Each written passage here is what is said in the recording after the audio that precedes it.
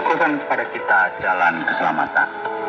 Perjalanan kita kali ini, kita akan masuk pada pembahasan Kitab Wahyu dan sudah sampai pada titik final dengan banyak pewahyuan yang berbeda. Pasal yang ke-18 dan 19 akan menyatakan kepada kita apa yang baru saja terjadi pada orang-orang yang percaya dengan kekayaan mereka sendiri. Pasal. Inilah tema kita hari ini dan akan dibawakan oleh Pak Yohanes untuk melihat bagaimana apa yang sedang terjadi ketika kita belajar dari Kitab Wahyu pasal yang ke-18 dan yang ke-19. Setiap orang yang percaya bahwa uang adalah solusinya akhirnya akan melakukan hal-hal yang tidak bisa kita percaya untuk mendapatkan. Benarkah begitu? Segala kesamaan yang ada di sini bukanlah suatu kebetulan. Mari kita pikirkan hal ini sebelum kita harus membayar sesuatu. Saudaraku yang dikasihi oleh Tuhan, mungkin Anda berpikir bahwa sistem komersial dan sistem keuangan kita akan bertahan selama-lamanya. Mungkin pernah berpikir demikian? Luar biasa sekali ya, ketika kita melihat bagaimana orang-orang begitu yakin akan segala sesuatunya, namun sebenarnya hal-hal tersebut tidak bisa memberikan jaminan apa-apa. Luar biasa.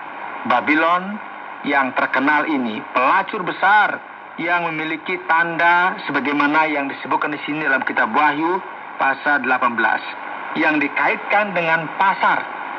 Jadi mari kita berhenti sejenak dan mendengarkan apa yang terjadi. Kemudian daripada itu aku melihat seorang malaikat lain turun dari surga.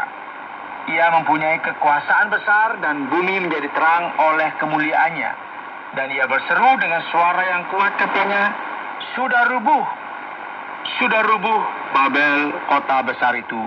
Dan ia telah menjadi tempat kediaman roh-roh jahat dan tempat bersembunyi semua roh najis dan tempat bersembunyi segala burung yang najis dan yang dibenci, karena semua bangsa telah minum dari anggur hawa nafsu cabulnya, dan raja-raja di bumi telah berbuat cabul dengan dia, dan pedagang di bumi telah menjadi kaya oleh kelimpahan hawa nafsunya. Saudaraku, kita perlu berpikir mengenai kuasa anti Allah yang kita biasa gambarkan sebagai sesuatu yang secara esensial merupakan kuasa politik atau kuasa agama. Dan tidak bisa diragukan lagi, Babylon yang besar ini, pelacur ini, secara langsung dikaitkan dengan hal ini. Namun salah satu aspek yang sering sekali dilupakan adalah bahwa kebencian dari sistem anti Allah ini berkaitan secara langsung dengan pasar. Oleh karena itu, saudara, dengan hancurnya pasar, kita akan melihat jatuhnya Babylon besar ini. Inilah mengapa firman Tuhan dengan jelas menuliskan, mengapa begitu banyak rasa kurang bersyukur di dunia ini, meskipun ada banyak hal terdapat di dalamnya. Karena faktanya banyak orang yang mengeksploitasi orang-orang yang membutuhkan.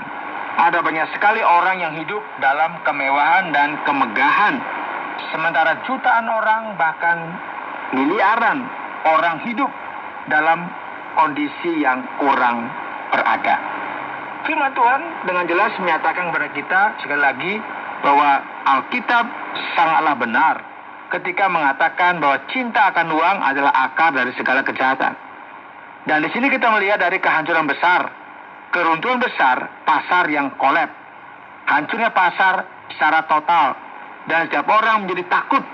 Dengan demikian, kemewahan yang berlimpah dari para pedagang ini diamati, dan Babylon sekarang akan dihukum. Dosa-dosa mereka akan menumpuk sampai ke sorga, dan Babylon akan menderita terkait dengan apa yang telah mereka lakukan. Dan raja-raja di bumi yang telah berbuat cabul dan hidup dalam kelimpahan dengan dia akan menangisi dan meratapinya apabila mereka melihat asap api yang membakarnya. Semua ini terjadi dengan tiba-tiba, nggak diduga-duga. Ya, inilah firman Tuhan. Celaka, celaka engkau, hai kota besar Babel, hai kota yang kuat, sebab dalam 1 jam saja sudah berlangsung penghakiman. Mari kita amati bahwa gagasan utama yang terdapat di sini adalah hancurnya pasar dan pedagang-pedagang di bumi. Demikian kalau kita perhatikan ayat 11, menangis dan berkabung karena dia, sebab tidak ada orang lagi yang membeli barang-barang mereka, yaitu barang-barang dagangan dengan emas dan perak, permata dan mutiara, dari linen halus dan kain ungu, dari sutra dan kain kirmisi, pelbagai jenis barang dari kayu yang harum baunya, pelbagai jenis barang dari gading, pelbagai jenis barang dari kayu yang mahal, dari tembaga, besi dan pualam, kulit manis dan rempah-rempah, wangi-wangian, mur dan kemenyan, anggur, minyak, tepung halus dan gandum, lembu sapi, domba, kuda dan kereta budak, dan bahkan nyawa manusia. Dalam sebuah dunia tanpa Allah, dunia tanpa nilai yang dipenuhi dengan eksploitasi umat manusia, masing-masing orang memburu sesamanya. Manusia menjadi barang dagangan. Namun sekarang akhirnya dari segala sesuatunya sudah tiba. Dan Babel besar itu, pelacur itu, reruntuhannya telah ditetapkan. Dan hanya dalam 1 jam saja semua kekayaannya dihancurkan.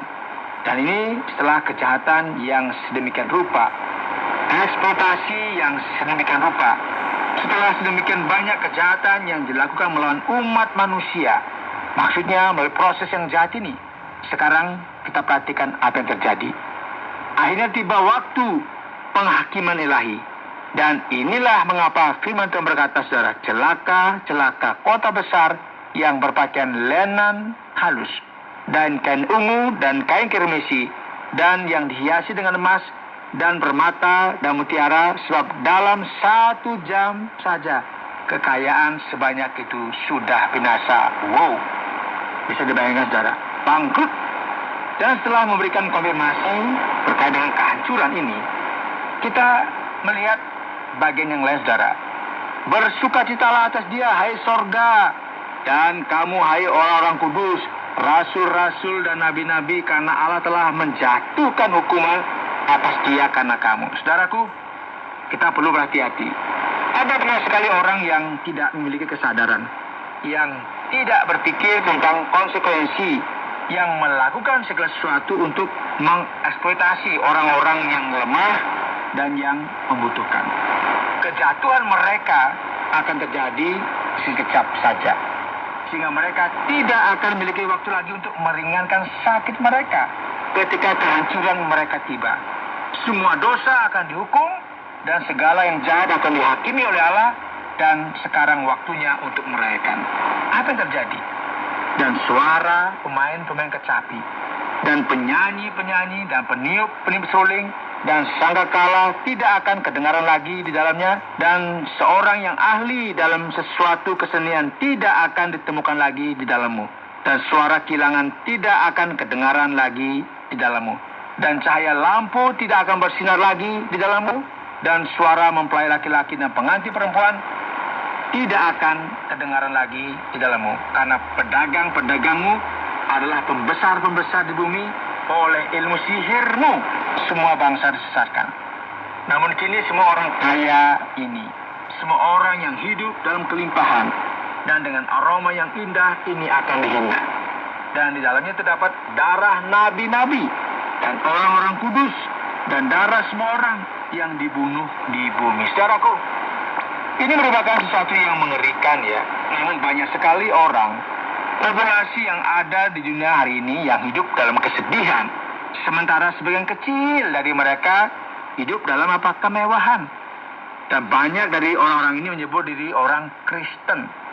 Sikap dan gaya hidup yang seperti ini, cara pikir seperti inilah yang telah menyebabkan kehancuran banyak orang yang ada dalam sistem Babel, yang pada akhirnya akan menerima penghakiman ilahi. Ini nggak hanya dalam sisi politik atau agama, namun sisi komersial dari kekaisaran yang tanpa Allah ini, dari kota yang menentang Tuhan dan sang anak domba. Dan sekarang sampailah kita pada masa kejatuhannya, masa ketika pasar uang hancur. Kemudian daripada itu aku mendengar seperti suara yang nyaring dari himpunan besar orang banyak di surga, katanya, haleluya, keselamatan dan kemuliaan dan kekuasaan adalah pada Allah kita, sebab benar dan adil segala penghakimannya. Karena dialah yang telah menghakimi pelacur besar itu yang merusakkan bumi dengan percabulannya, dan ialah yang telah membalaskan darah hamba-hambanya atas pelacur itu. Dan untuk kedua kalinya mereka berkata, haleluya, ya, asapnya naik sampai selama-lamanya. Saudaraku, luar biasa sekali bagi kita untuk memahami bahwa suatu hari nanti segala kejahatan, segala ketidakadilan, segala yang salah dan eksploitasi yang ada di dunia ini akan dihancurkan dan dimusnahkan oleh Tuhan yang Maha Kuasa, yang benar dan berdaulat.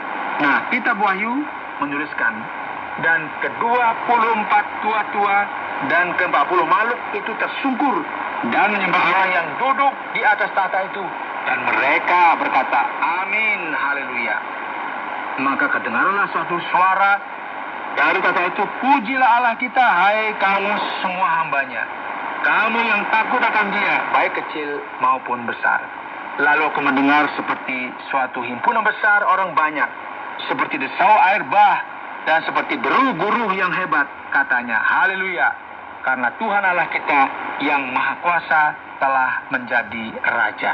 Benar sekali, masalah dengan Babylon, kota jahat itu, pelacur besar itu, perempuan dengan gaun merah, ratu dari pasar keuangan, itu akan jatuh. Dan di sini ia bermaksud untuk mengambil alih kerajaan yang merupakan milik Allah. Namun kita bisa melihat, saudara, bahwa kemenangan itu merupakan milik Tuhan, milik anak domba. Dan inilah mengapa Tuhan Allah kita memerintah, Tuhan yang Maha Kuasa yang akan datang. Marilah kita bersukacita dan bersorak-sorai dan memuliakan Dia, karena hari perkawinan anak domba telah tiba dan pengantinnya telah siap sedia, dan kepadanya dikaruniakan supaya memakai kain yang halus, yang berkilau-kilauan dan yang putih bersih.